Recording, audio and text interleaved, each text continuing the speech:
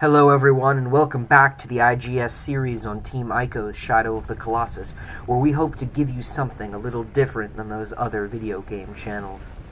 This video begins the second part of our series, the analysis.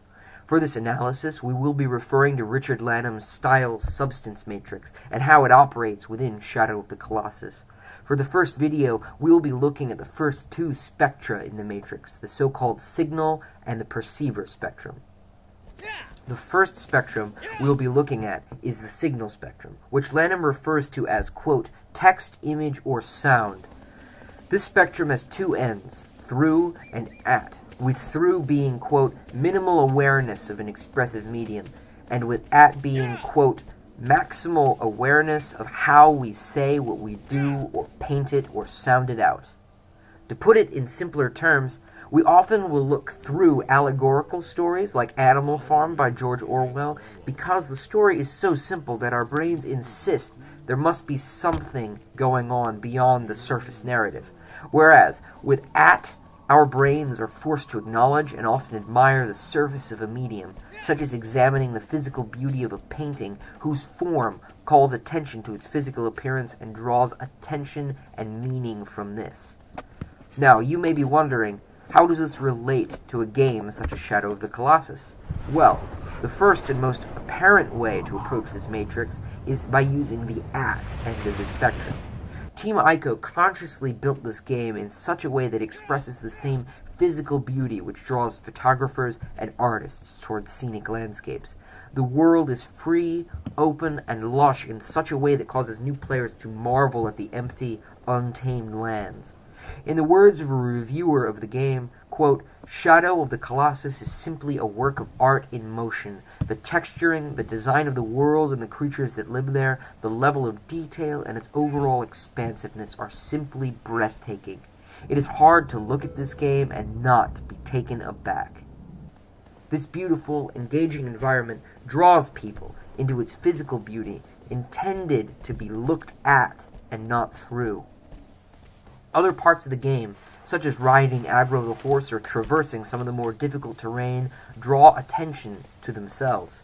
The realism of Aggro, who will steer himself so long as he's prompted by the player with the kick button, simulates the act of riding a horse, while the realistic nature of having a limited stamina meter to climb around environments also draws attention to itself.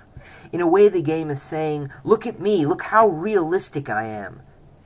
Since there is no real reward for exploring every nook and cranny of the Forbidden Land, nor for choosing to steer Aggro manually or allowing him to guide himself, there is nothing visual to look through, but rather to look at and admire the scenery and the interactivity of the game. But the person who really dictates what the game is, the gamer, is what Lanham calls the perceiver.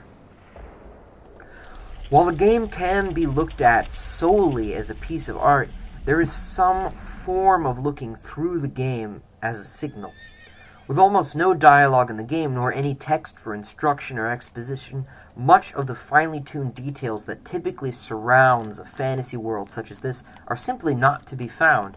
The scarcity of dialogue, along with the little to no instruction, creates a form of interactive parataxis. Now, parataxis is a form of writing which favors short, curt sentences which often leave meaning ambiguous. This same process occurs in Shadow of the Colossus, though of course not with written words, as the lack of detail and straightforward gameplay leaves the player looking for more in the game. But ultimately, they won't be able to find such exposition on the surface, but rather the paratactical nature of the game invites players to explore the world they were looking at, to look through the game for its meaning. Often, parataxis inclines some form of allegorization, and Shadow of the Colossus is not the exception. In this case, it allegorizes the actual mystery surrounding the Forbidden Lands, Colossi, and the all-powerful entity known as Dorman.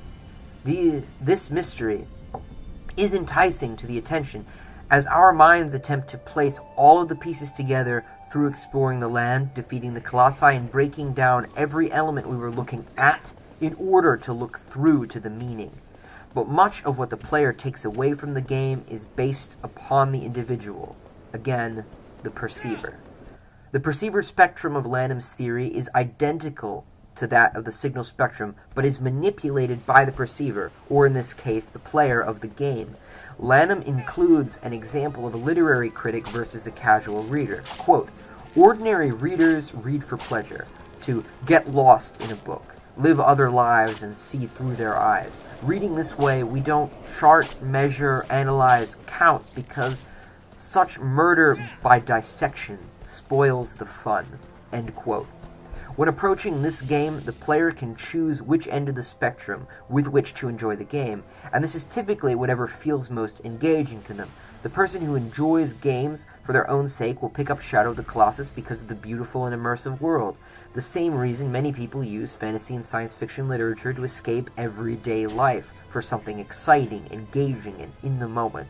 The game offers a complex, enriching odyssey for its main character, which can be viewed as a parable of, quote, losing oneself for a goal, or as a modern interactive tragedy akin to those found in ancient Greece.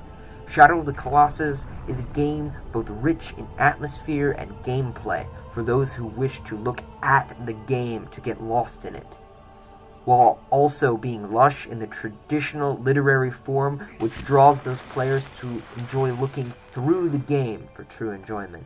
This multifaceted nature of Shadow of the Colossus makes itself appealing to a broader audience because it does not exclude people who love games for the game itself, nor people who love games for dissection. There is something for everyone, thus showing how it has been able to rhetorically trap so many different kinds of players over its 9-year lifespan and create its legendary status. Thanks, everyone, for watching IGS. We don't have a capture card yet, and credit for the footage goes to Charles Bronson, who very kindly agreed to let us use his. You can find a link to his channel in the description. If you enjoyed the video, check out the rest of our Shadow of the Colossus series below and hit the like and subscribe buttons. See you next time.